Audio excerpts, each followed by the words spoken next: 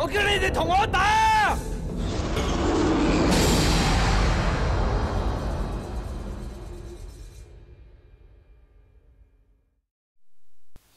That's what my eye looked like last week. Hi, welcome to the Silver Spleen. My name is Jerry Bimfussel, and this is my review of Shamo.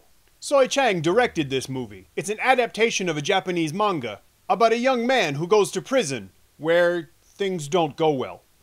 A fellow inmate, played by Francis teaches him how to fight, and when he's released, he searches for his missing sister and becomes a professional fighter. The movie features a multicultural cast who speak different languages to each other and are portrayed as different nationalities. It's a Japanese story with Chinese actors who play Japanese people who speak Cantonese and Mandarin to each other. Shawn Yue fights with characters played by Japanese actors in a fight event with an English name that also has white English-speaking commentators. A lot of the karate students are from Thailand. Gigolos get paid in American money.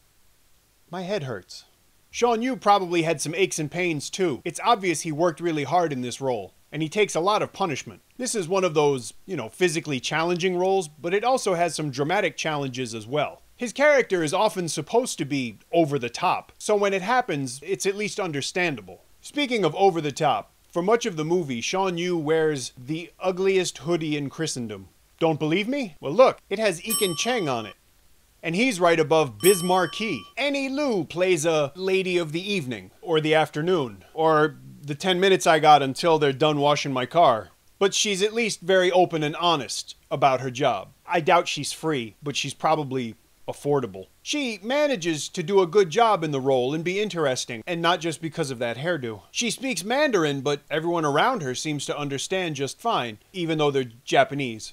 I can't say that this is a good movie, but it's a lot of fun to look at. And while the chances that it takes don't always work out, I really admire the fact that the movie takes those chances. I don't think this movie was designed to be a cinematic work of art. I think it was designed to entertain people, and when you consider the source material, I think it does a good job of it. Movies adapted from visually static sources like manga often try to recreate that static imagery, and it often drives me crazy. But in Shamo, I thought that it worked much better than usual, or at least it didn't aggravate me, and I'm not really sure why. I think it's because when they do have that kind of freezing thing, they cut it a little shorter than a lot of other people do, and that way it doesn't dwell on it as much. Part of the reason that I don't mind those visuals is because, overall, I like the visual look of the entire film. Well, except for that hoodie. And a tattoo that peels. Yes, I can easily concede there's a lot more to look at in that photo than just a tattoo. Now that I mentioned it, I noticed something when I rewatched this movie on DVD. In the cinema, some of the shots were low enough that I ended up seeing more of Annie Liu's posterior charms than I think she would have wanted me or anyone else to see. I felt guilty about it, but I couldn't look away. Rewatching it on DVD, I didn't notice it as much, and I was looking for it. For research purposes, I assure you. And as long as we're confessing things, I actually got to go to the premiere of this movie. And I admit that I rather shamelessly played the 250-pound card to get a photo with Annie Liu. Both of her security people put together didn't weigh what I do, so I just stepped right past them and asked her if we could take a photo. It was wrong, and I shouldn't have done it. It's a burden I bear. I also got to meet Shawn Yue and Francis Wow, guai lo fancy.